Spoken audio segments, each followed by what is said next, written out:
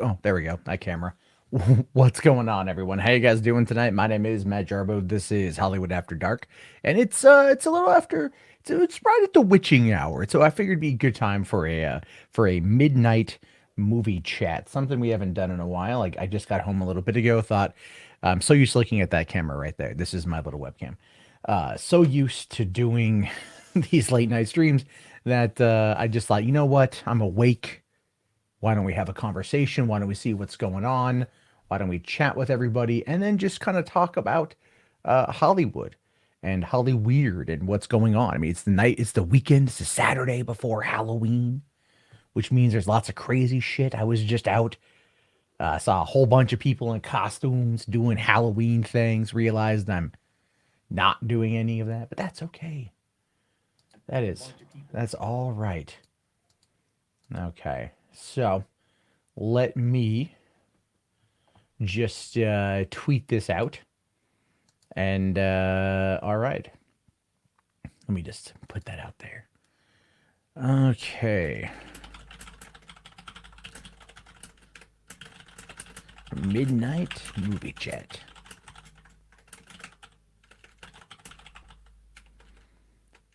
Joker might be number one again this weekend. Really? Oh, that's crazy, man. That's super crazy if that's the case. I was really wondering about Joker because what was it up against this weekend? Is it Maleficent it's up against or what came out? I don't even know what came out. That's the problem. I haven't been paying as much attention as I want predominantly because I don't go see as many movies in the theater now. I just don't, and I'd love to, but I just the timing with two kids is a pain in the ass, and I was gonna go see what was it? I was gonna go see Once Upon a Time in Hollywood, the extended cut, and then plans fell through for that. So I'm like, great. And then today I had other plans, and tomorrow I have other plans, and I'm just like, when am I gonna find the time? Lunith here says he saw The Shining last Wednesday. Oh, nice, man. Yeah, with Doctor Sleep coming out here pretty damn soon, there's gonna be a fair amount of Shining related products, Shining related screenings this week, and I think a lot of it's gonna be pretty cool. I love The Shining. I think it's a fantastic movie, and I really do want to see Doctor Sleep. The reviews on it so far have been pretty good. So I think that's gonna be all right. Let's see here. Chris says, I know Adam's Family came out. My wife and kids and to see it. Is that want to see it or went to see it? Either way, I know a lot of people saw it. I think that beat out last weekend. Let me bring up IMDb here. What does IMDb say about what came out? Okay, opening this week. Black and Blue, Countdown, The Current War Director's Cut. Now that's fascinating. I saw an ad for that yesterday.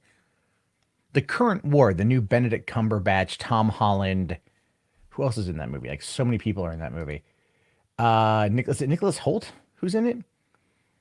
Let's see here. Yeah, Nicholas Holt, Michael Shannon.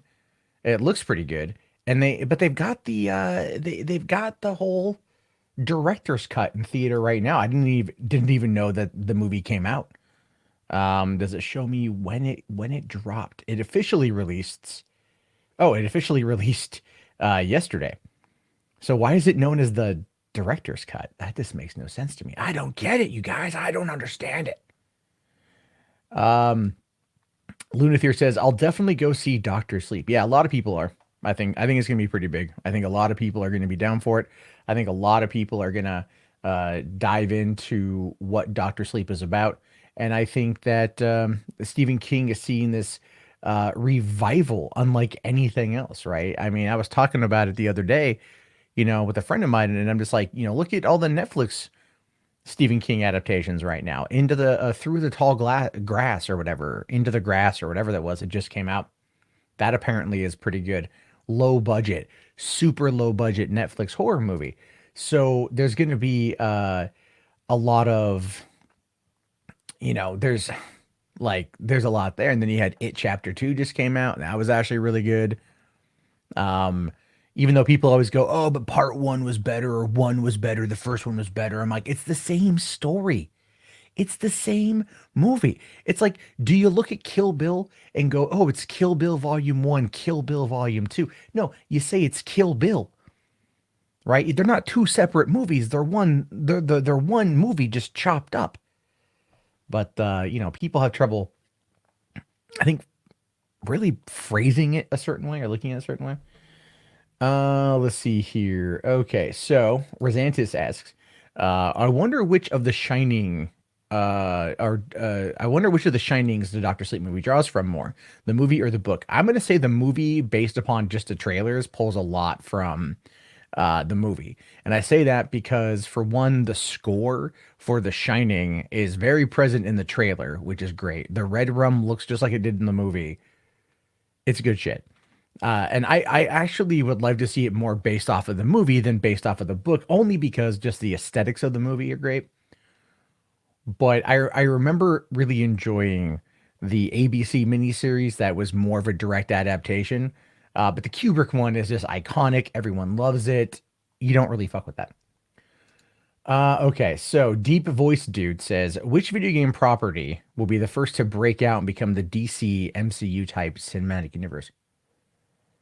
Well, I mean, you could already argue Halo has kind of already done that. I mean, if you're just looking at a type of game, a franchise that has had different entries that are considered canon. I don't know if you could say Halo, because there's like the games 1 through 5, obviously. Then there's Halo Wars 1 and 2, which is the RTS. Then there's Halo, it's like Spartan Assault or something. It's a mobile game. I don't know, man. I mean, Assassin's Creed is kind of like that. I mean, there's a lot of Assassin's Creed games that we've gotten in the last 12 years. There's a lot of them. And outside of two, I've owned them all. And the two I haven't owned are 3 and Rogue. I never got around to playing Rogue. Although now it's on PS4, so I'll probably check it out. Let's see. Wasn't Into the Tall Grass terrible? I don't know. I heard okay things about it. What's called? You think it's called Thunder Force? What's called Thunder Force? So isn't Thunder Force that new one with Melissa McCarthy? She's playing like a superhero. Her and, I want to say, like, Wanda Sykes or something. I don't know. Let's see here.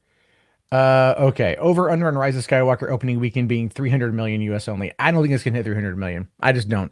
I don't even think it's gonna top The Force Awakens. Force Awakens at a $248 million opening weekend, and I don't think this is going to top it. I think it's going to top The Last Jedi, out of just pure curiosity. But at the same time, I don't think that it's going to crack 300 million, because I don't know. I mean, could anything even really crack 300 million? I mean, they're running this movie a 24-hour screenings almost in a lot of places. A lot of 3D. Right, a lot of IMAX, and so that's going to bring about a lot more ticket sales. Although I swear to God, if I go to the theater and it's like when I saw Endgame in IMAX and the bulb was dim, I'm gonna fucking lose my shit. I'm gonna lose my shit. Let's see, was Carnival Row any good? I don't know. I haven't seen it yet. I'm with my kids in the daytime, so it's difficult for me to watch something that's a little bit more what's the word I want to use here? Adult. Like I was watching South Park this morning and my daughter came in and I'm like, oh, you can't watch this. For the most part, it's fine. But then they start slaughtering a whole bunch of cows. And I'm like, yeah, you can't, you like cows. You can't watch this. Okay. Well, Halo, Mass Effect. Well, Mass Effect has had 4 games, arguably 2 of them good. 1 animated movie that came out that no one saw. Halo did have the animated short film franchise, the Halo Legends, which was god awful. But those are all considered, individual short stories and stuff. There's also the Halo Nightfall series that was out. There's also the Halo ODST movie or whatever. There's been a couple Halo like live action films that were just about like not about Master Chief. And then, of course, there's the Halo TV series, which they're currently filming, which is going to be on Showtime next year. So, I mean, if you think about it, like just in regards to, and there's also tons of Halo comics, tons of Halo books. I mean, the franchise is almost 20 years old. So there's a lot there. And I think a lot of people build off that. Okay. Excluding streaming sites like Netflix, Amazon, etc., do you think we'll see a return of the mid-level movie in mainstream cinema like we had in the 90s? Yeah, you know what? I mean, theatrically speaking, after the success of Joker, 100% people are going to try. What I would like to see them do is that the not even like the mid budgets really, but like the lower budgets. I always thought the lower budgets were more interesting, like the $20 million or less. Like Paramount, I know it was at Lionsgate had they took 10 movies, they gave them each $1 million budget. They'd release 10 movies, and if one did well, they'd make their money back. If not, that was that. You had Paramount Vantage, which was very similar. You had Warner Independent. There was like I think Sony Pictures Classic was their arm, and then all of a sudden it was just everything started to dry up. But I think mid-budget films with a decent enough story and some decent marketing behind it could probably do pretty well. Okay. The Halo was called Spartan Ops. Thank you. Lost Planet's a good series. I like Lost Planet quite a bit. I'd love to be able to see that do more things. Mortal Kombat. There we go. Mortal Kombat is one that ended up having a lot of things going for it. Multiple games. There has been two movies, two-season web series, pretty sure comic books, and it's got a very strong fan base. You also got Cam here talking about Pokemon, right? Pokemon is another big franchise. So there's a lot there that's kind of, I mean, with Detective Pikachu, now it's kind of blossomed into an MCU sort of thing, only because they're working on Detective Pikachu 2. And I have a feeling that even though the movie, and I will fully admit, I expected Detective Pikachu to pull in $1 billion. I still can't believe it didn't pull in $1 billion. So there's that. Okay. So let me see here. Okay, you want to see the look on Jeremy of Geeks and Gamers face when Tross hits $1 billion? Again, it's gonna hit $1 billion. That's not even a question. That's not even a question, man. It's if it's whether or not it hits $2 billion, and I think it's gonna hit $2 billion. I've said that multiple times. I still stand by that. It's gonna hit $2 billion, and I think the reason why it's gonna hit 2 billion, predominantly speaking, has a lot to do with the fact that JJ knows how to deliver. He has trouble. He never gets to the finish line. This is his first time finishing a story. I mean, hell, even Super 8, as much as I love Super 8, look at the ending of that movie. And I mean like the ending to the end credits. It's 2 minutes. They find the alien, they meet the alien leaves, it's over, you know. So endings aren't necessarily his thing, but he's gonna have to push himself real hard on this one. I really wonder if he's gonna end up pulling a Peter Jackson and giving us 25 endings to the Rise of Skywalker. A lot of goodbyes. I think there's gonna be a lot of goodbyes, and that's gonna be hard to watch as a fan. All right. So Nerd Report here says, everyone go ahead and smash that like button like you want to smash Margot Robbie's genitals in a loving and consensual way. I had no joke there. Okay.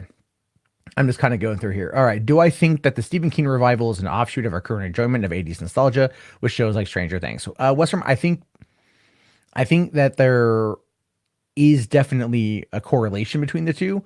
But Stephen King's been popular for decades. He's had great adaptations, some shitty adaptations, but it's been pretty consistent for a long time. Our love of 80s nostalgia might play into a couple things, but if we're going to be pulling up 80s nostalgia and Stephen King, where the hell is my Running Man remake? You know? Where's Running Man? The remake. I don't want there to be a remake, by the way. You can't top, follow me, Christmas tree. Here's Sub-Zero. Now Dead Zero. Can't top it, man. I fucking love Running Man. But I'm always glad to see Stephen King getting some play. Let's see here. Little Crow says, I'd like to see a live action Gears of War as long as it's rated R. Yeah, me too. Me too. Dave Bautista has really been campaigning to play Marcus Phoenix, and I think out of anyone in Hollywood, he could do it. I think Dave Bautista could easily play that. I think that'd be okay. I'm hoping that they do it because I could have sworn there was okay, there's an article here from Games Radar from actually just a couple weeks ago that says that it will be set in an alternate reality. But I mean, like, there are some updates. Okay, here we go. Okay, so Universal has the rights to the film right now. And but apparently it's at Universal Pictures.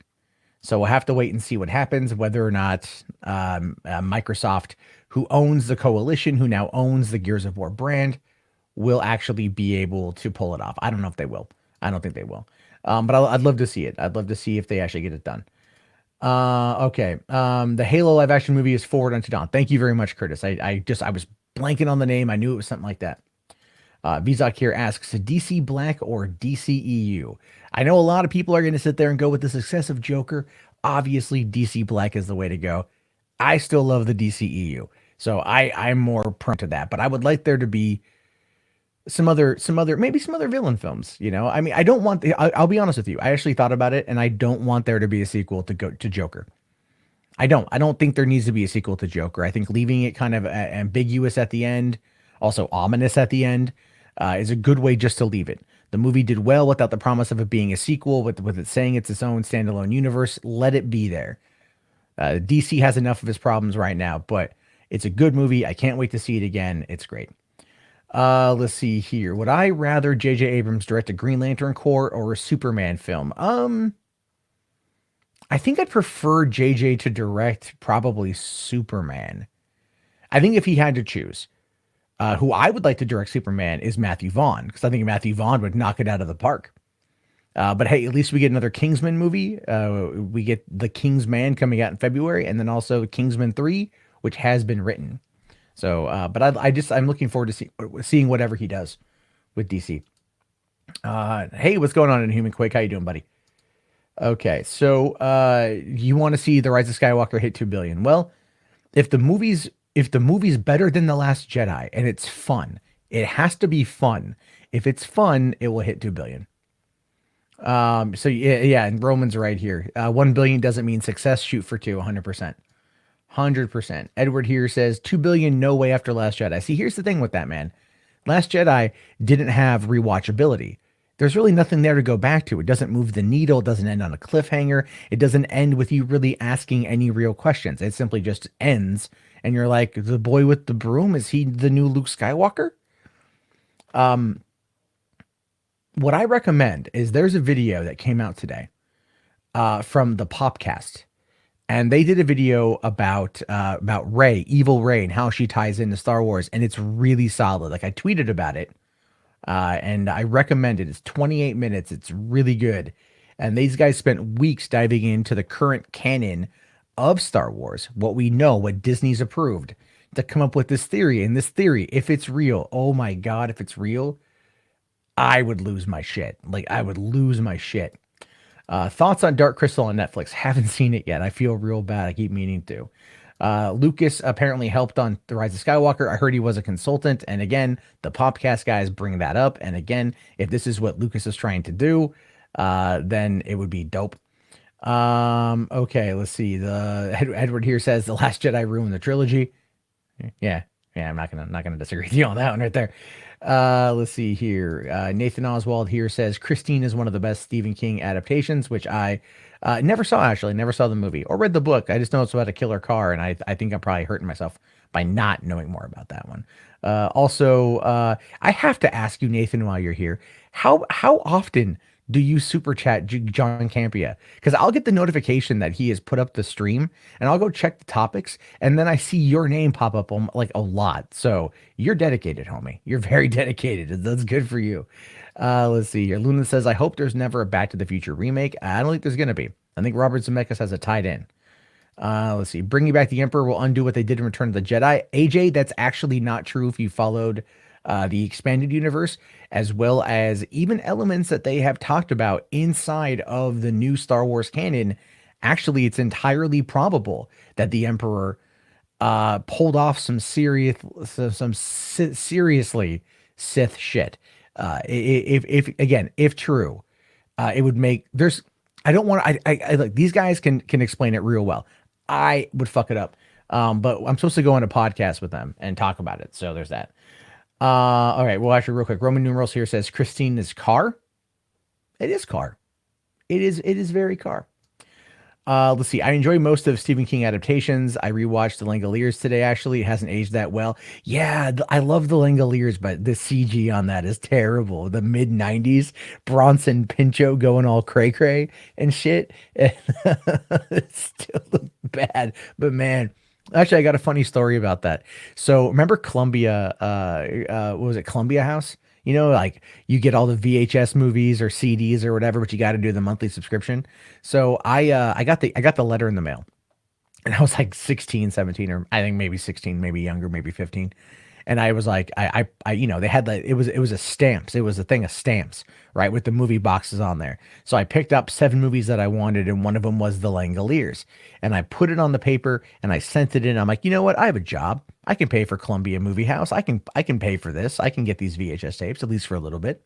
So they sent me 6 out of the 7 movies. Now I forget all of the movies outside of like I think Die Hard with a Vengeance, but they sent me all of the movies except The Langoliers, and they still wanted their money. So I literally wrote them a letter back and said, "You forgot my copy of The Langoliers. I'm not paying a damn thing until you send it." And they never, ever, ever responded. I never got another bill. I never got another thing in the mail. I never got anything from Columbia House ever again.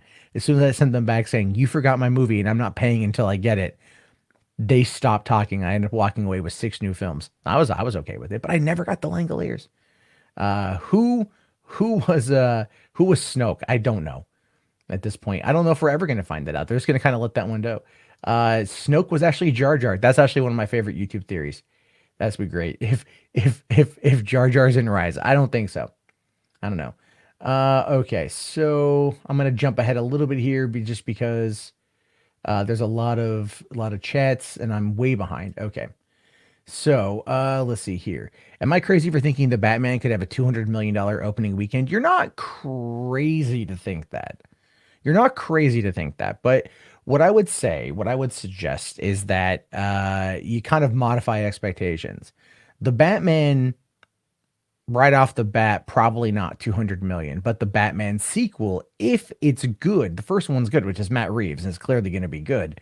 If it leaves you wanting more, like one of the things that I think Nolan did really well at the end of Batman Begins was he teased the Joker, right? You have Gordon saying to Batman, "Oh, we have this new criminal, and he likes to leave behind a playing card as his calling card, and it's just the Joker." And you're like, "Oh, the Joker!" They set it up right, and then you're like, "That's so cool." And then of course you had to wait 3 fucking years to get it.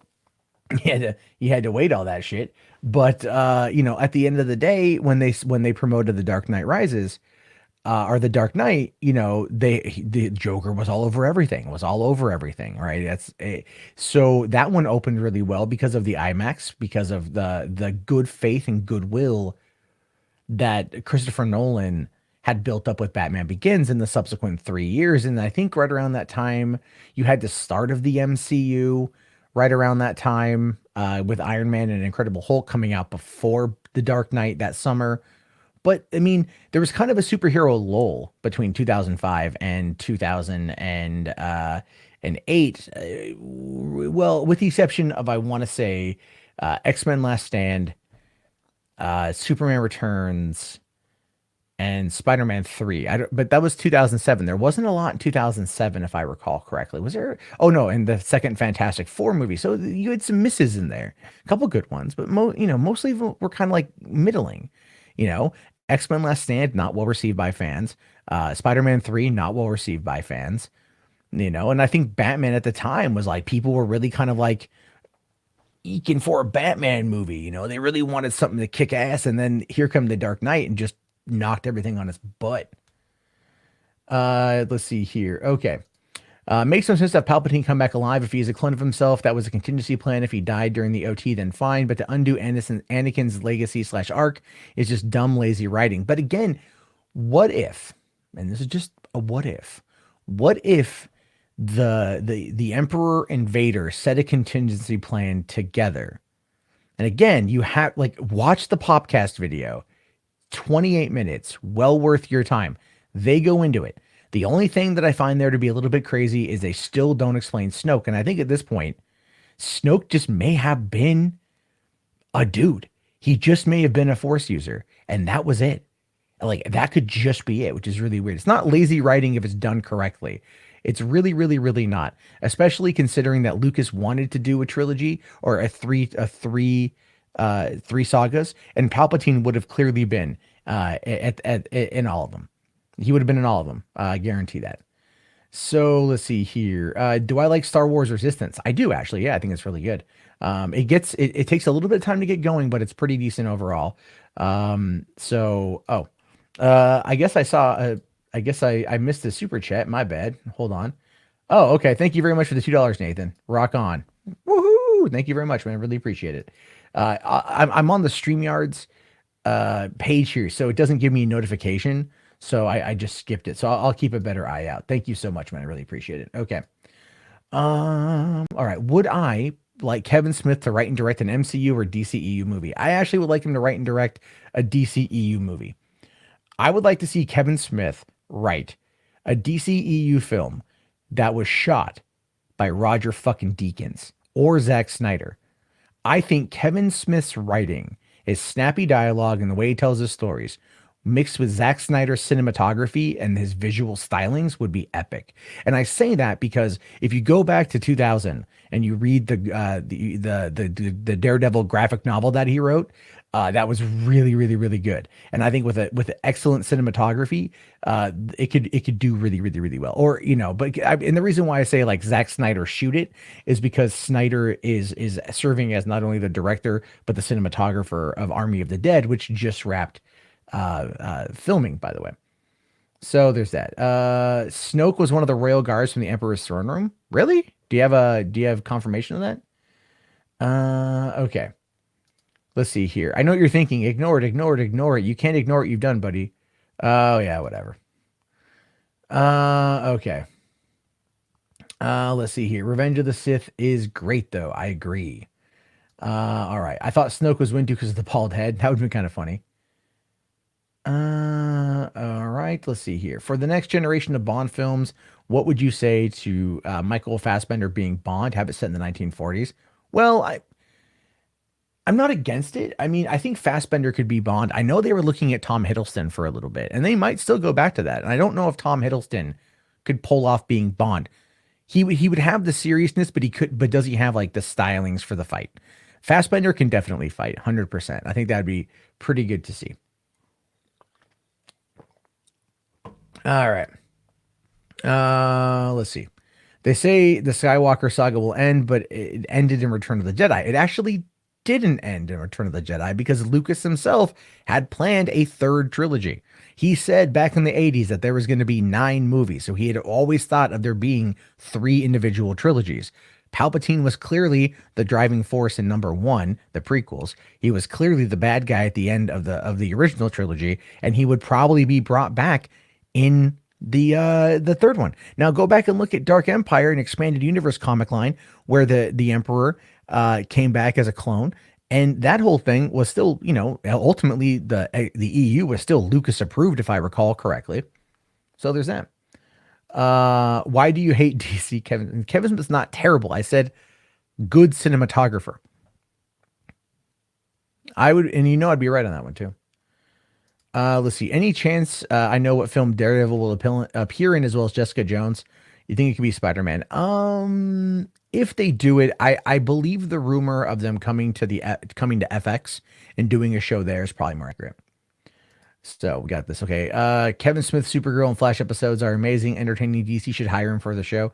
Look, I don't disagree that Kevin Smith is not entertaining, but some of his Flash stuff, just you can tell it's a Kevin Smith directed episode, and that's not always a good thing. I think the dude like comes in there and they kind of they want the name. I don't know. I feel kind of bad about that because I do like Kevin Smith quite a bit.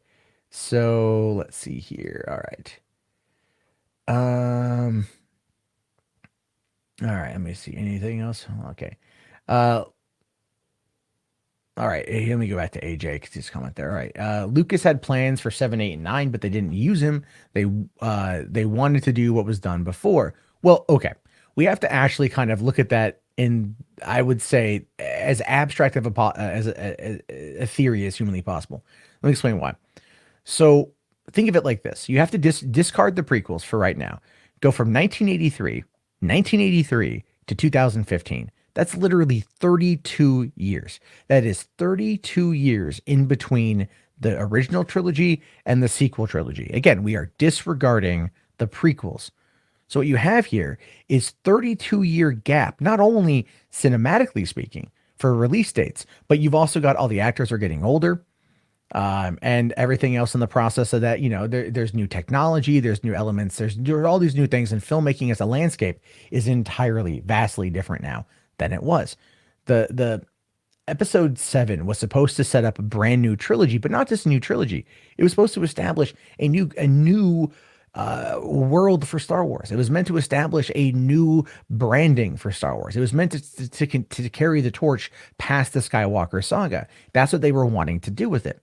So J.J. Abrams had the task, and it's a very impossible task, to go in there and bring us from 1983 into 2015.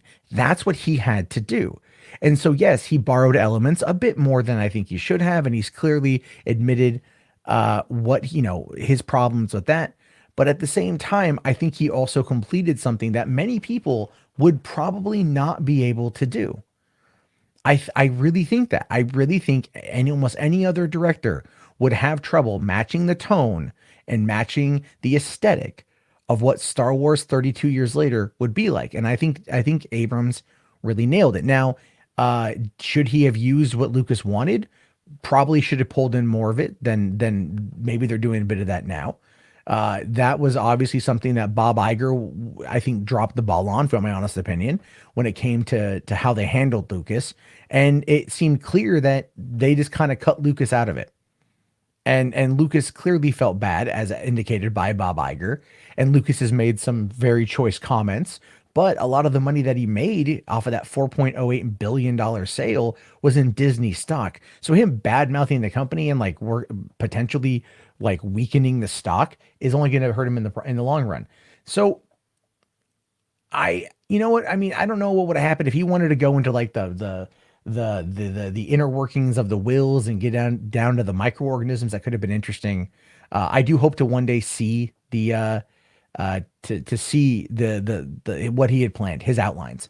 I think that'd be pretty interesting. Let's see here. Cam D'Amelio says Tim Burton was going to cast Marlon Wayans as Robin in Batman Returns before the character was scrapped. That's true, and Marlon Wayans still gets a royalty check from that today. Anyone see that QT8 documentary? Wonder if Weinstein is mentioned. What is the QT8 documentary? I don't know what that is. Let's see here. Abigail Breslin ate lots of Twinkies between Zombieland movies. She also aged 10 years. So there's that. Okay, so let's see here. I should say that John David Washington as Two-Face was only a rumor, but a really persistent one. Well, I'd like to see John David Washington as Two-Face. I think that'd be kind of cool. To kind of go back to the Billy D aspect of Harvey Dent. You got to love it, right? Back in the day, they race bent Harvey Dent for the Tim Burton movie. No one said a word. Kind of funny, right? Let's see here. Michael here says, was Supreme Leader Snoke just a setup for the fact you blocked me next? Oh, Jesus Christ. You didn't okay, listen. You didn't expose me for something that happened over a year ago. How about you just move the fuck on? Just let it go. Just let it go. Because no one here cares. Least of all me. All right. So, I can't believe The Mandalorian is really soon and you're going to rewatch Gargoyles, man. Mandalorian is, definitely a show that's going to be great to watch. I think that's going to be pretty fantastic. Was it Nerd Report? I don't know if he's still here. He saw 28 minutes of it and 27 minutes of it, and he really liked it. Let's see here. Gruth Hakul 100 says, "Good morning, Al. Good morning, man." Okay. Oh, the the filmography documentary. No, where can I find that? Where can I see that? John David Washington is in fact Denzel's son. Yeah, Denzel's son and the Star Black Klansman. There we go. All right. I think a sequel to Spaceballs is long overdue. Do you agree? I think the time has passed for a sequel to Spaceballs. I do. I really do. Don't get me wrong, I can quote Spaceballs. I fucking adore that movie. I love that movie. I have watched that movie so many times from when I was a kid to being an adult. I look forward to showing it to my kids and watching it many more times before I ultimately die, however long that may take. And so at the end of the day, the time has kind of passed for that. Mel Brooks, for one, is in his late 80s, and he hasn't made a movie since Dracula Dead and Loving It, which was not his finest effort and not the movie he should have ended his career on. Spike TV, or was it G4 TV or something, did do the Spaceballs TV show, which he did come in and voice a little bit of, and it was pretty terrible. They didn't put a lot of effort into it. The animation was terrible. It was flash animation back in the day, and they just kind of like they just didn't really do well with it. And besides, could you do a Spaceball sequel without John Candy? It doesn't matter. I mean, like anyone else in that movie, right? Like Bill Pullman, he's out there still. He's still working. You could get him. Rick Moranis could maybe come back. Daphne Zoinga is still around. Joan Rivers, Dot Matrix, she's dead. Dom DeLuise, Pizza the Hut, he's dead. Mel Brooks is, like I said, in his late 80s, still kicking, which is great. Dick Van Patten, I think, is alive still. But John Candy, man, passed away over 25 years ago. Like you just can't, I mean, that's, you can't replace that. You could never replace Barf, you know, you couldn't do it. And I wouldn't want to see him try. I just wouldn't want to see him try. Yeah, no Barf, no Lone Star. Let's see here. We need a Okay, hold on. We need a Beetlejuice, sequel. It's been 31 years.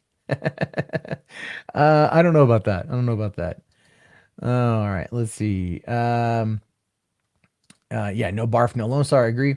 Okay, I love the anti-Disney people. Haha, I won't give them 1 cent. So watch no Marvel, Star Wars, or Aliens, or Die Hard, or Indiana Jones, or Pixar, or anything.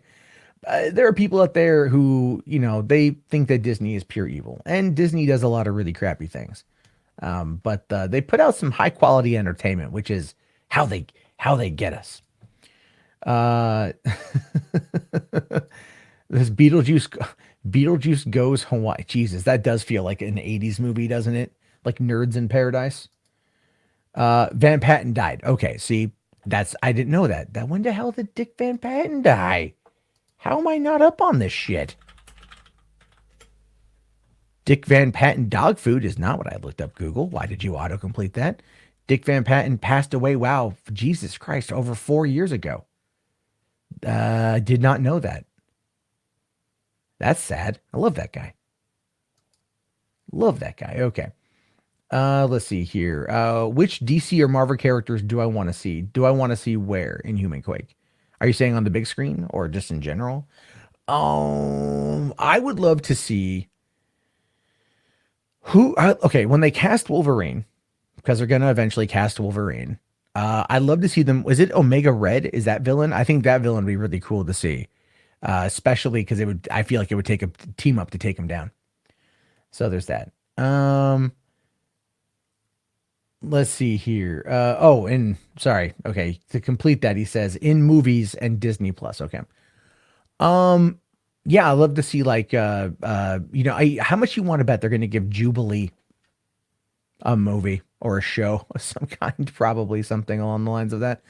I think it'd be kind of cool to get, I'm trying to think of who I personally like. I'd love to see the Punisher come back, and John Bernthal has made some comments recently about like potentiality of coming into the MCU proper, and that'd be great. I'd love that guy in the role. I think it'd be cool to see. Man, I can't even think right now. There's so many characters. There's really so many characters that it's hard to figure that out. Okay. So, Omega Red's my favorite. Yeah. It's Nova is a character you want to see. Well, according to Mikey Sutton says that, that could be a possibility that could be happening. And, I think that, that's maybe, I mean, I obviously, they've thought about Nova, right? They've definitely thought about Nova at all. Or a bit, because people are asking the Russo Bros during a Q&A for Endgame, is any plans for Nova? And they're like, if you look real close in that battle scene, And everyone's like, what the fuck? And they're like, oh, we were kidding. We were totally kidding. Jesus, dude, calm down.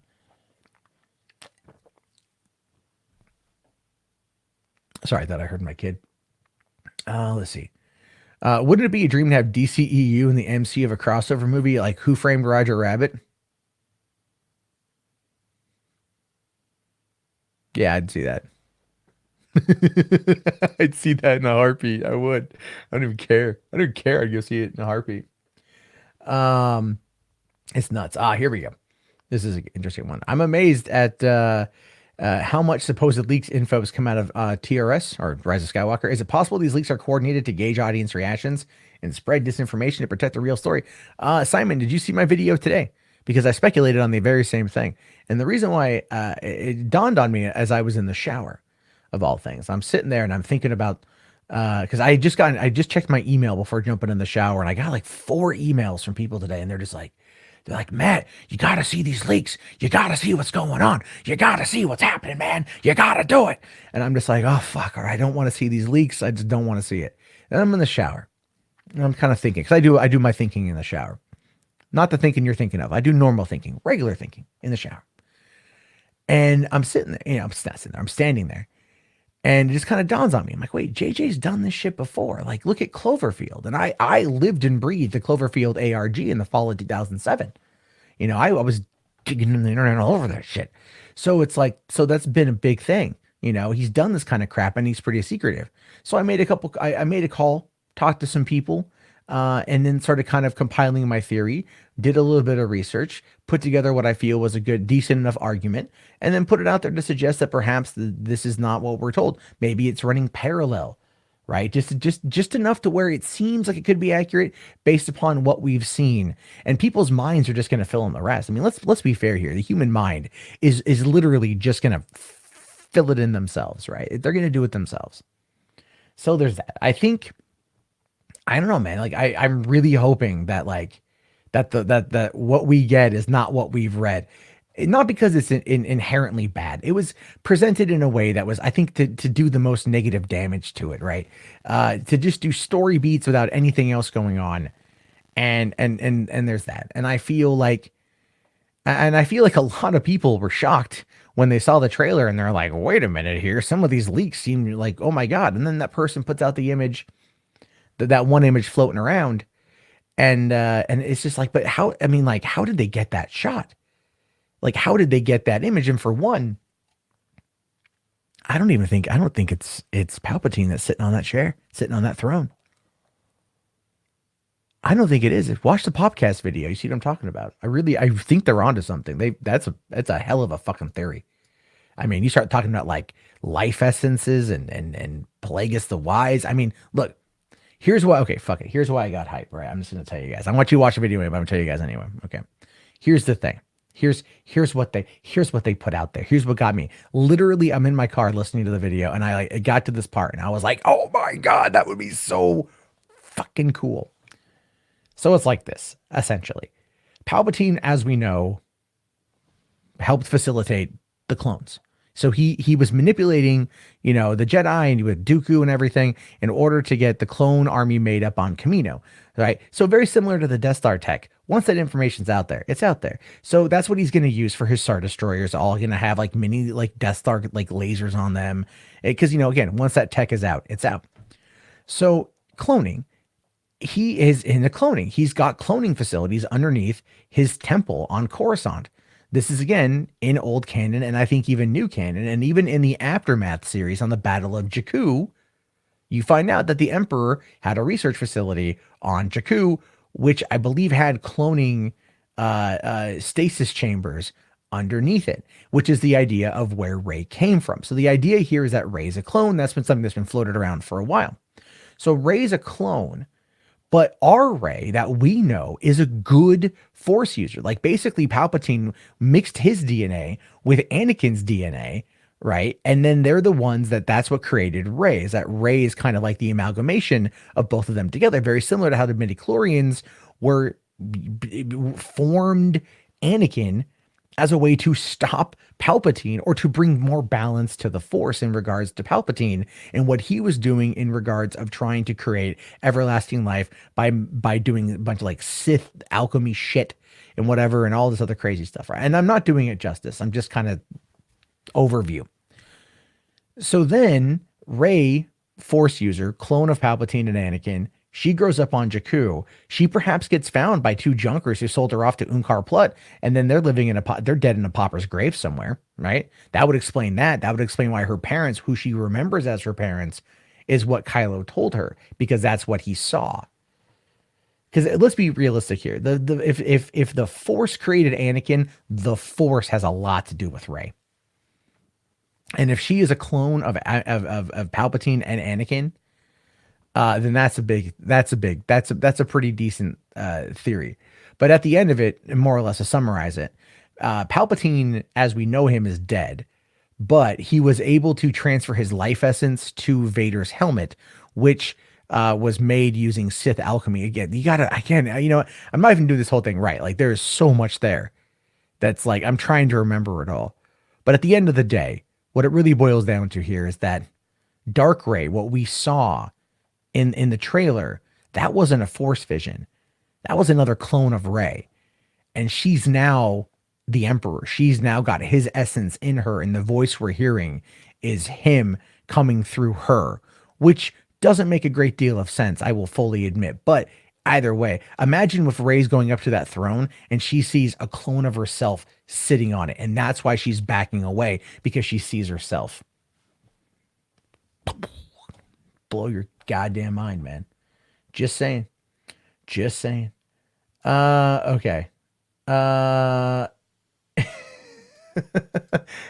Go watch the Deep Fake. Dude, I've watched that thing like 5 times now. It's so good. Let's see here. Will Daisy Ridley have a successful career after Rise of Skywalker? I don't know. I don't think so. It depends on if she gets in, what she gets into next.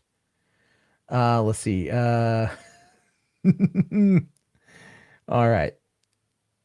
Let's see. I think the idea that Rey was a clone was birthed in the Jakku Observatory, and that was shown in the aftermath. Yeah. See, that's the thing, Cam. That's what they're going to go for here. And now I think the reason why they're going to do it is because we know, based on what JJ has said, that he wants to tie in all 9 films, all 9 movies. And come on, do you really think there's not going to be some reference to Pelagus the Wise? Right? That we're not going to find out more information about Pelagus the Wise and what he was up to and what he was doing. I mean, they're gonna tie it into Revenge of the Sith, man. Do I think that C-3PO will die? Yes, I do. I think C-3PO will end up. I think C-3PO will probably end up. He's gonna lose his memory, I think, and that's gonna be like kind of like Data from Star Trek Nemesis when like Data died, right? But they brought him back. It's gonna be that sort of thing. Or they're gonna make him as a battle droid. It'd be fucking funny. Okay, Inhuman Quake, dude. He says here that theory is mind blowing. That I believe it can be true. You got to go watch that video. I fucked it up. I will fully admit. Like, I have no problem. I will bring it up right now and play it for you guys right now. It's 28 minutes. It is that good. It is that good. I know the Popcast guys personally. We're friends, and they're really solid dudes, and they put a lot of time into this video. How big of a role will Wedge play in the movie? I don't know. He's been in a lot of them, so I'm pretty sure he's going to pop up. You know, again, there's going to be a lot of nostalgia in this one, a lot of callbacks, a lot of things like that, a lot of fan service, I think. Okay, so C-3PO has been disassembled before. He's been disassembled before, but he hasn't had his memory erased since the ending of Revenge of the Sith. So this time around, he's, this could be a permanent thing. All right, sorry. Let me post the link. Yeah, post that link. It's on my Twitter. It is on my Twitter. Okay. There we go. I'll post it in the chat. There we go. This is the video. Watch that video. Of course, I'm going to be on for like maybe another 10 minutes or so. So after you guys can watch it. What if the cloaked figure is Han? That would be dope. If it was all of a sudden Harrison Ford sitting there going like, "What's up, kid?" I'd be like, "Oh my god!" You would hear me.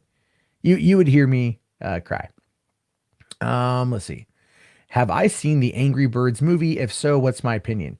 Um, I saw the first one, and I thought it was actually surprisingly funny. For one, I like Jason Sudeikis. Two, I like Danny McBride. Three, I'm a huge Bill Hader fan, and the movie cracked me up. And I haven't seen Angry Birds 2, but it's on my list of things to do. I really enjoyed Angry Birds. I was surprised at how much I liked it. Because it's good to see an animated movie that's not fucking Pixar. Not to say Pixar's bad. I love me some Pixar. I love Pixar quite a bit. But you know, you gotta like it's good to see other companies pull out some stuff. Let's see here. Thank you very much, Nerd Report. Let's see here.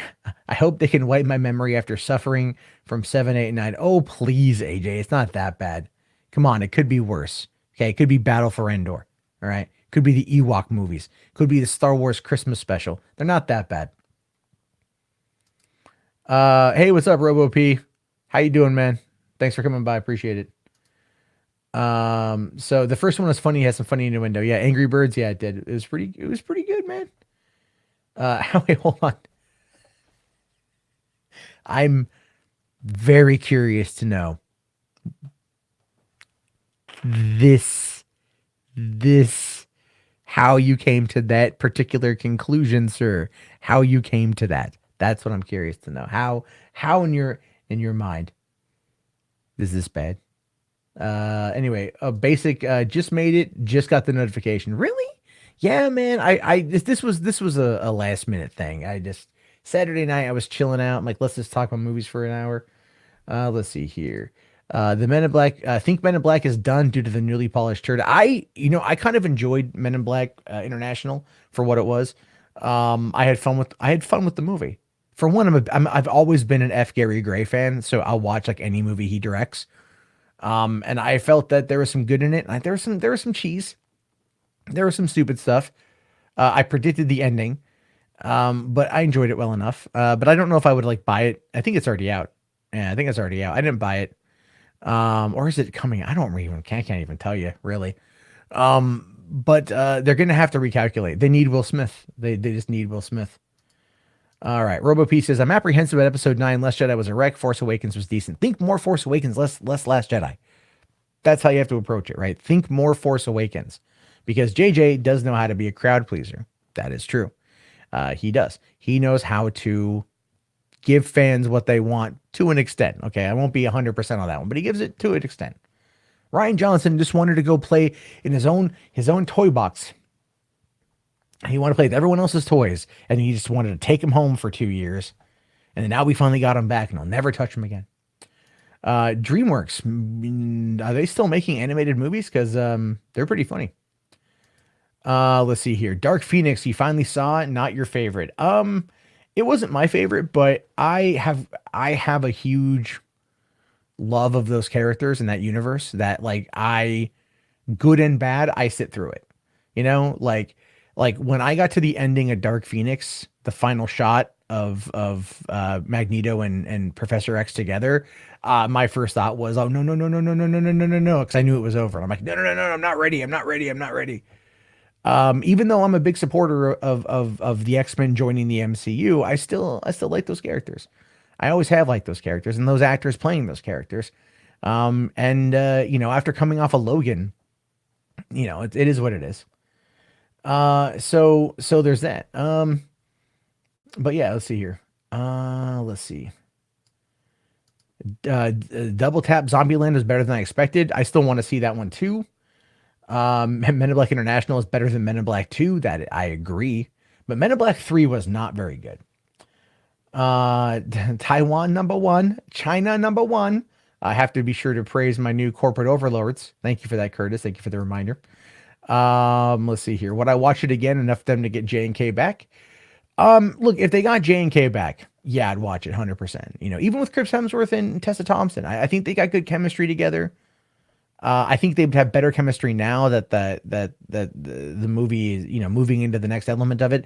There was definitely some good stuff there, but I think casting them together when they were Thor and Valkyrie, it might have thrown it off. I think it just threw it off. People aren't going to want to see that. You have to understand, we're living in the age where there's no such thing as a movie star anymore, right? It's not a movie star, it's a franchise star. Everything's a franchise or a character. It's not the actor themselves, it's who the actor is playing. And that's where things are right now. So coming off of Endgame and then them going into doing Men in Black International, it was just two separate things. And I don't think audiences cared. But I would definitely check it out. Do I have any anticipated movies for 2020? Yes, I do. My anticipated movies for 2020 are Bond 25. Cannot wait to see Bond 25. The Kingsman, because I'm a huge Kingsman fan. What else comes out next year? I'm trying to think. I usually don't. I haven't thought that far ahead entirely. I know there's Black Widow, which I want to see. And then yeah, I have to go back. I have to go look to see. I have to go look to see what's coming up. Movies coming in 2020. So according to IMDb, we'll bring up the page here. We'll do it. We'll do it like this. Okay. Let me just share my screen. Chrome tab. Okay. So there we go. All right. So what we have here is we've got Eternals, which I don't care about. I'm sorry, I just don't. Godzilla v Kong. I care about that quite a bit. Actually, I thought Godzilla, King of the Monsters was the terminology I used was pure sex because it's pure sex. You've got the Croods too. Yeah, I'm in. The Croods, when it came out in 2013, was surprisingly good. I really enjoyed the Croods, and the animated series that is on that's on Netflix is actually pretty funny too. Animation nowhere near as good. It's very simple, very aimed at kids, but still pretty funny. Bad Boys for Life. I am cautiously optimistic. Fast and Furious 9. They already have my money. They just already have my money. I've been a fan since 2001. So yeah, I'm in. The Minions, Rise of Gru. No, thank you at all. Please, nope. Not going to do it. G.I. Joe, Ever Vigilant. Say what? The G.I. Joe force is reinstated for a confrontation when Cobra terrorists acquire a new deadly weapon, but it's directed by DJ Caruso, who's actually pretty good, who is kind of like how, J.J. Abrams is kind of like a student of Spielberg, right? DJ Caruso is a student of Michael Bay, and he does okay. Let's see here. Red Notice, an Interpol agent tracks the world's most wanted art thief. This is did Universal get this one? This is The Rock. Let me take a quick look here. Let's see. Production scheduled. I don't see who is releasing it. Legendary. Okay, Legendary is doing it, which says that's a China thing because Legendary is not China, by the way. But this is a big payday for The Rock. Red Notice was a huge payday. How much? It was like 175 million or something, right? Red Notice, Rock payday. Okay, hold on. All right, Dwayne The Rock Johnson's payday for his upcoming movie Red Notice is an unheard salary of $22 million plus box office profits. Yeah, think about that, right?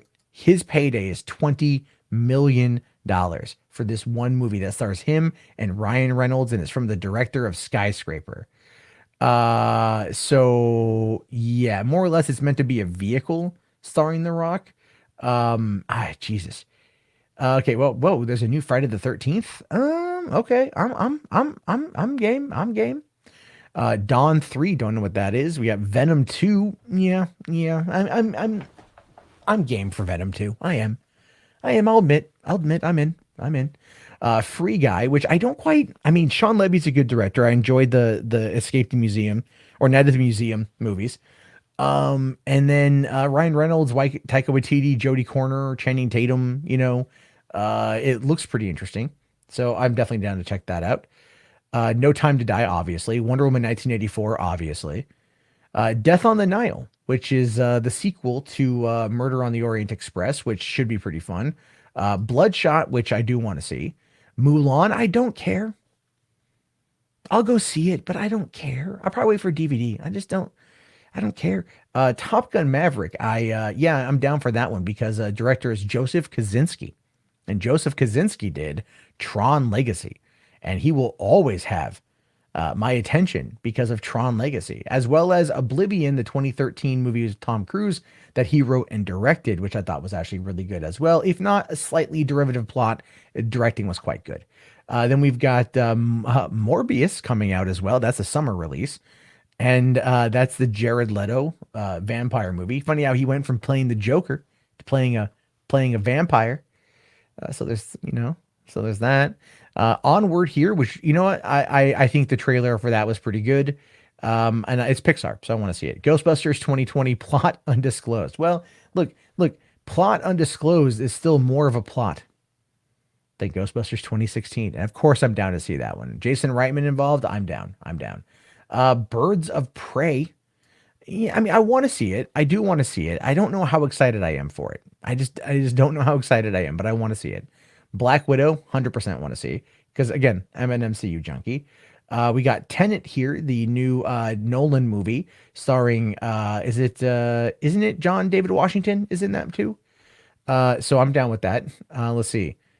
Okay, so the plot is described as an epic revolving around international espionage, time travel, and evolution.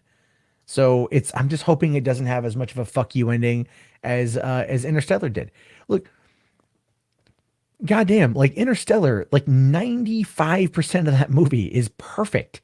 And then that last I want to be Stanley Kubrick ending fucked it all up. I hate the ending of that movie. It's so dumb. Oh right, yeah, Denis Villeneuve, I can't pronounce his last name, Villeneuve. He's doing Dune. I'm that one I'm down for. You've got The Gentleman, a very British drug lord tries to solve his highly profitable empire to a dynasty of Oklahoma billionaires. I think I saw a trailer for that, and that looked pretty interesting. A Quiet Place 2, I haven't seen A Quiet Place, so I can't say. But everyone tells me A Quiet Place is good. Coming to America, I'm down. And it's from the director of Dolomite, My Name Is, so I'm down. I'm so down for that. For one, Eddie Murphy, James Earl Jones, Wesley Snipes, John Amos, and fucking Arsenio Hall is back. And I watched the Eddie Murphy interview on Stephen Colbert, and he said that even all of the characters that Eddie Murphy and Arsenio Hall played in Coming to America are going to be coming back, which makes no sense to me because you figure it's been like 35 years. The old guys in the barbershop arguing about Cassius Clay versus Muhammad Ali, that great line of dialogue, they're probably dead by now in real life, but you know what? Movies can bring anyone back. I'm okay with that. Grudge, no thank you. Dreamland, don't know. Bill and Ted Face the Music. I'm in. Let's see. Enola Holmes. The child sister of Sherlock and Mycroft runs away to become a fugitive. I don't know. I mean, Millie Bobby Brown, I like. Henry Cavill, Helena Bonham Carter, I'm okay for. Uncharted 2020. Yeah, okay. That's never happening. Even though Travis Knight is set to direct it, it's not going to come out. Let's see. Cherry's coming out.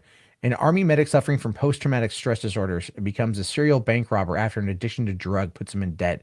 And that is the Russo brothers with Tom Holland in that role. And I think they're filming that right now. Obviously, The Kingsman looks pretty great. Doolittle, I don't know how to feel about that, to be fair. I don't know what the hell Robert Downey Jr.'s accent is in that one. He's like, there's like a gorilla and they have a cannon firing at them. And he's like, it's all right to be scared. It's all right to be scared, and it's very breathy dialogue. I don't quite know. Chaos Walking, that's never going to come out. I think we're towards the bottom here. Oh, Untitled Saw Project.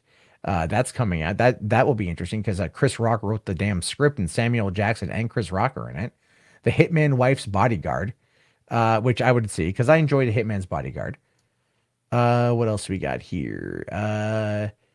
I think now, the New Mutants. That's all the way down here. That should be fun. The Conjuring 3, never saw any of the other Conjurings. My bad. And then Artemis Fowl, I saw the trailer for. Is there? Yeah, there's a trailer for this, I think, right? I could have sworn there's a trailer. And I don't know. Escape Room 2, don't care. Candyman. I mean, Yaha Abdul Mateen II is going to be in it as Candyman, so I kind of want to like give it the benefit of the doubt. The Untitled Purge sequel, the fifth and final installment. Yeah. The Invisible Man. I do want to see that one because of Lee Wannell here, who wrote Saw. And he also wrote and directed Upgrade that came out a couple years ago or last year. The Entitled Walking Dead movie. Yeah. Yeah, they're doing that, by the way. It's going to be about Rick Grimes. What happened to him when he left the show. So that's, after the success of El Camino, a Breaking Bad movie, we're going to be seeing a lot of follow-up movies to these TV shows, which, hey, I'm okay with. There's a lot coming out next year. Jesus Christ.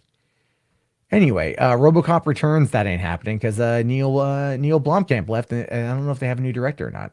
Actually, let me take a look here. Do they have a new director? According to IMDb, no, they don't. Halloween Kills. Never saw the new Halloween, but I've heard it was good. Okay, there's a lot there. I mean, I'm just gonna wait, what the fuck? A feature-length animated film based upon Scooby-Doo. God, no. Snake Eyes. So wait, are we getting two fucking G.I. Joe movies next year? Is Snake Eyes? It's filming right now. There's no way we're getting two. There's no way. That'd be cool, man. All right. I think there's another. Are they remaking? Are they remaking fucking Wrong Turn? Didn't they do like 5 of those movies? Holy shit. There is there we go. Army of the Dead, but that's coming to Netflix. Chicken Run 2 is apparently getting a movie. Okay. And Antlers, this sounds interesting. A small town Oregon teacher and her brother, the local sheriff, become entwined with a young student harboring a dangerous secret with frightening consequences. All right. It's got Kerry Russell, who I like, Jesse Plemons, who I like, and Graham Greene, who I also like. So that is a lot of shit right there. That's a lot of stuff.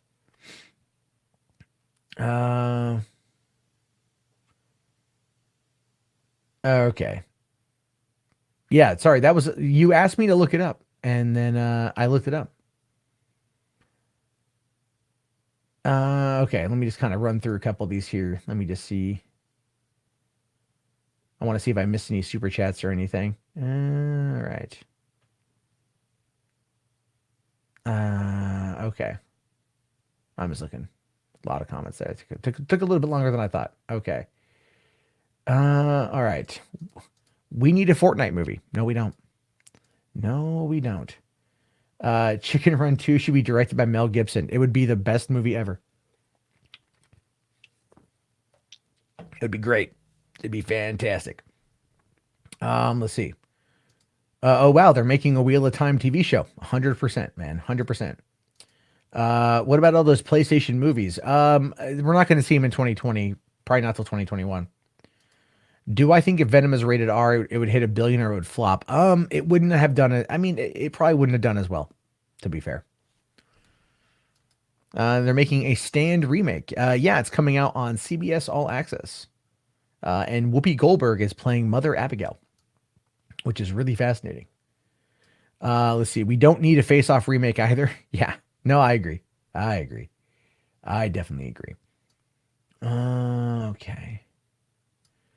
Child's Play remake was hot garbage. Oh, hold on. There we go. That was you. I don't know, AJ. You seem to hate a lot of stuff. I'm kind of curious at this point what you do like. Oh, you own the original. Well, The Invisible Man. Are you talking about like the one with Sam Neill? That was, or no, sorry, Chevy Chase and Sam Neill and Daryl Hannah. That was directed by John Carpenter. That was a good film.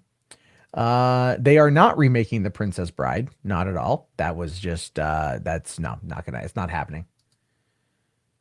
Let's see here.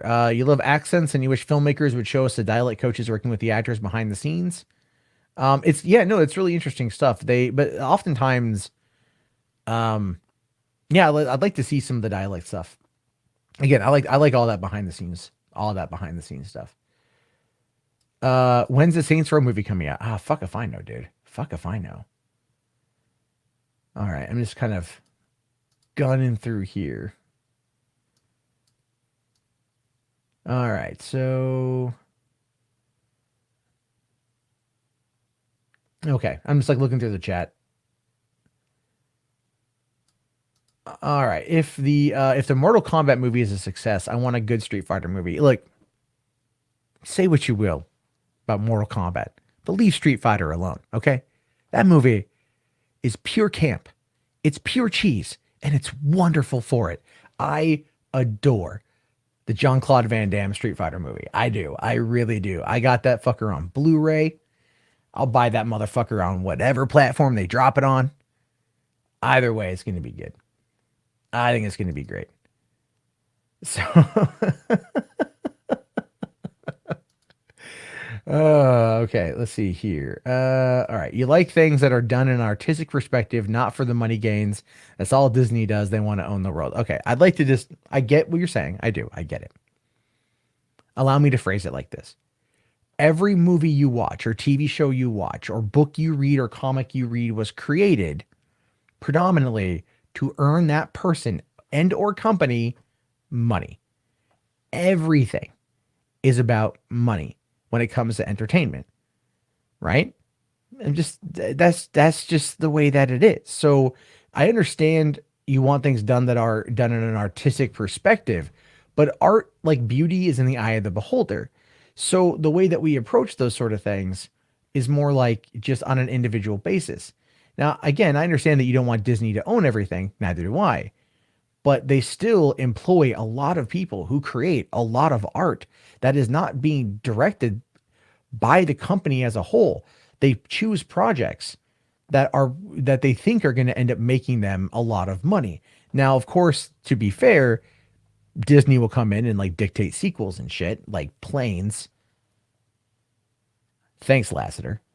Anyway, so I'm just saying, there's that. Thoughts on the new Sonic redesign? I saw a leaked image. Don't know how true it is, but it looks a lot better.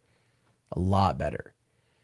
Let's see. Star Wars Rise of Skywalker is going to hit 1 billion. Dude, it's going to hit more than 1 billion.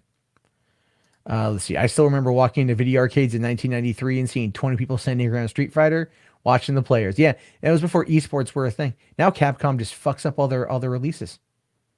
Right? Just completely fucks up all their releases. Esports is a cancer on gaming. Just saying.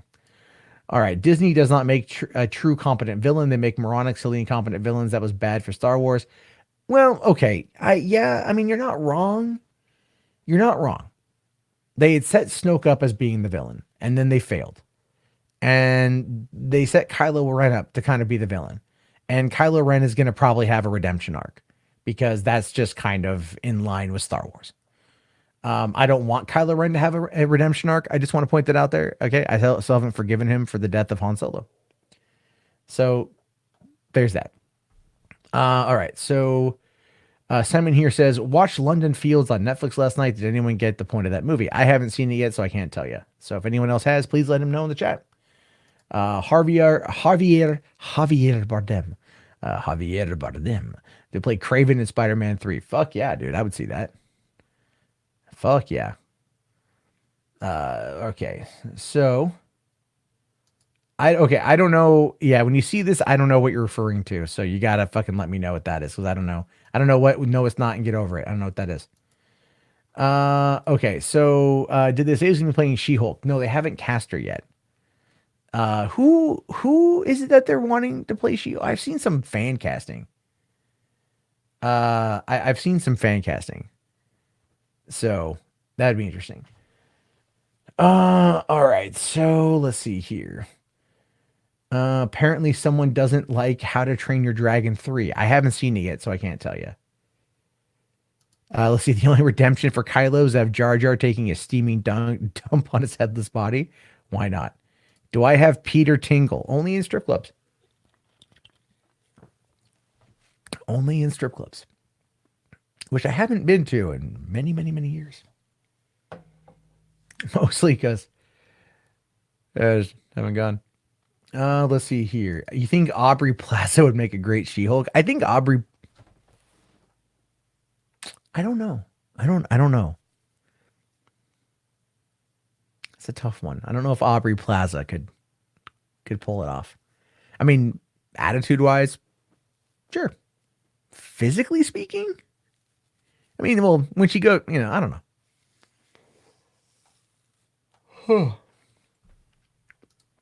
Well, the ending of Interstellar had had Brand on the new planet. Why didn't they go check it out? That was a mistake of the ending. Well, yeah, they there's a lot in Interstellar that was kind of rough, kind of rough. What's my favorite Star Wars movie? It's Empire Strikes Back. I mean, obviously, Empire, A New Hope, Return of the Jedi, probably Rogue One, right after that because I think Rogue One is excellent.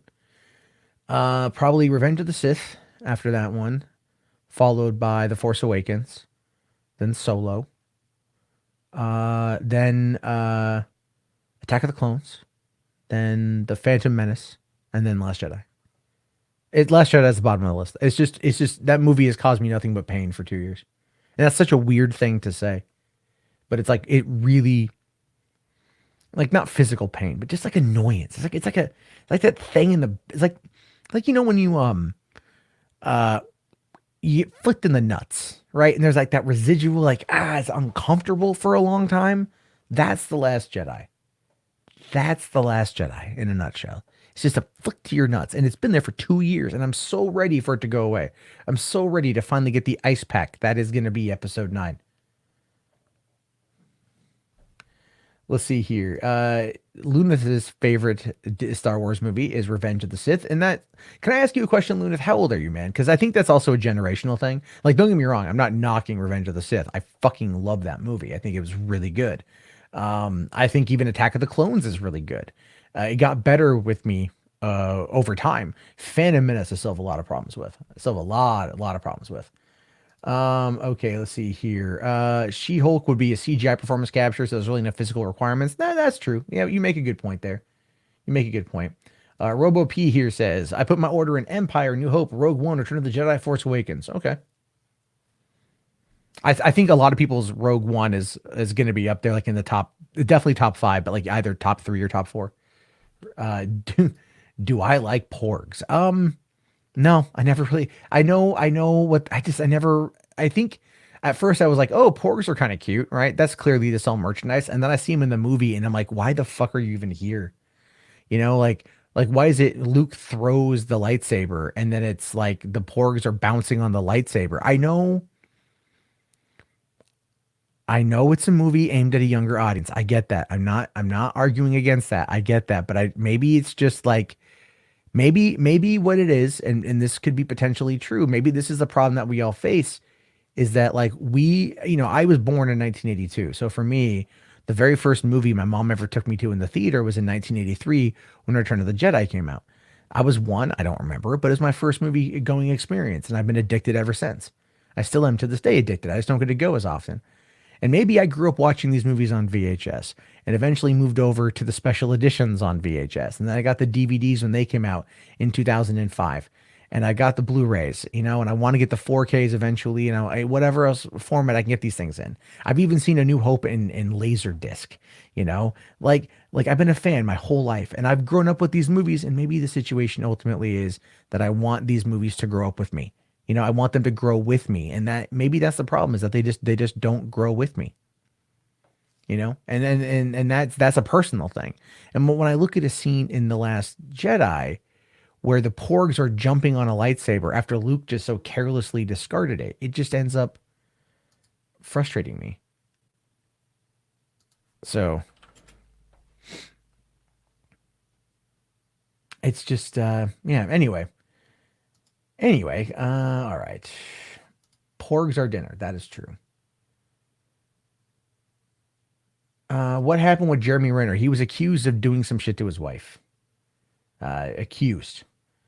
We don't know yet. Am I into toys, collectibles? I'm not. I don't really get into collectibles that much. I don't have much of anything. I mean, you see on the wall there, is kind of, and I got, if you can, I have a little mess. It's a little messy over there, but if you look on the top there by the YouTube play button, that is a replica IMAX version of Wolverine's claws that I got. It's from Logan. It says Logan. Those are prop claws from the movie I got from IMAX a couple years ago. So that's great. All right. Have I seen the new Yeah, I do too. Hold on. Have I seen the new deepfakes? I have. I've watched it like 5 times. It's so fucking funny. Oh, look, there's my name. Another check for daddy. I just thought that was great. That's cracked me up. All right, guys. Well, hey, look, on that note, yeah, I've been on for about an hour and 20 minutes. I need to get to bed. It's 1 o'clock in the morning here. This was a lot of fun. We'll need to keep doing this. Obviously, is right behind me a blueprint for the salty whale tank? The what? No. This is if I'm not too sure what that is. The salty whale tank. So I don't know. It's a fucking Millennium Falcon, I'll tell you that. So hey, what's going on, cars? Karmazov. How's things in Poland, man? Let's see here. You bought a ticket for Star Wars. Only about half the good seats were sold out Thursday night opening. How many? But how many theaters were they having? How many theaters had the movie playing? How many showings? Scarcity is not an issue here. All right. Yeah, I hate to close it up, but I do have to get to bed. So I will be back on sometime this week. I'll do another stream. I'll probably be moving this over to another channel just because I don't want to like clutter everything with it. Oh, the Millennium Falcon. Yeah, I've also got. Let's see here. There's no way for me to really show you guys. I've got another Millennium Falcon kind of diagram over here on a canvas print, and then I've got like some Spider-Man stuff over there that you guys can't see. Um, well, it's a Revenge of the Sith poster. It's not a poster though. It's wooden wall art. Those are all wooden wall art pieces that I got. Millennial Falcon. Yeah, I'm fucking tired. So anyway, guys, I really appreciate it. Be sure to comment or whatever. I don't know. I'm gonna go to bed. I'll see you guys. Have a great night. I love you all very much. Have a good one. Bye.